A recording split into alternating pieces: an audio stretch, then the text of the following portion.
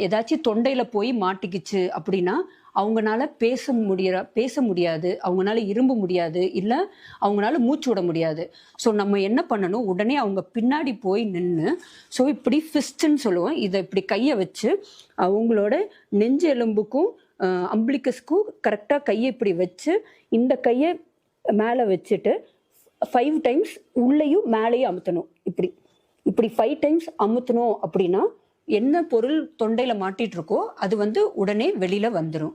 இதுவே 1 வயசுக்கு கீழ இருக்கிற குழந்தையா இருந்தா நம்ம என்ன பண்ணணும், குழந்தைய தூக்கி தலைகீழா படுக்க வச்சு, குழந்தையோட தலைய வந்து இப்படி கீழ வச்சு, இந்த ஷோல்டர் பிளேட்ஸ்க்கு நடுவுல 5 தட்டு தட்டி கொடுக்கணும். இந்த 5 தட்டு தட்டுறப்போ என்ன ஆகும், தொண்டையில மாட்டிட்டு இருக்கிறது வெளியில வந்துரும்.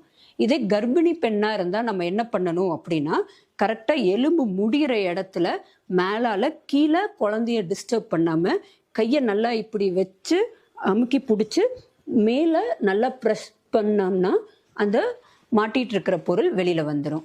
இதுவே நம்ம தனியா இருக்கிறப்போ, அ இந்த மாதிரி நம்ம சாப்பிட்றப்போ ஏதாச்சும் தொண்டையில மாட்டிக்கிச்சு அப்படின்னா, செல்ஃப் ஹேம்லிக்ஸ் மேனுவன்ட்டு நம்மளே பண்ணி அந்த மாட்டிட்டு இருக்கிறத எடுத்துக்கலாம். அது எப்படி பண்ணணும் அப்படின்னா, ஒரு சேரோ இல்ல ஒரு டேபிளோ இருந்துச்சுன்னா, அதுக்கு பின்னாடி போய் நின்னு, நல்லா இத புடிச்சுக்கிட்டு, கரெக்ட்டா மேல இந்த மாதிரி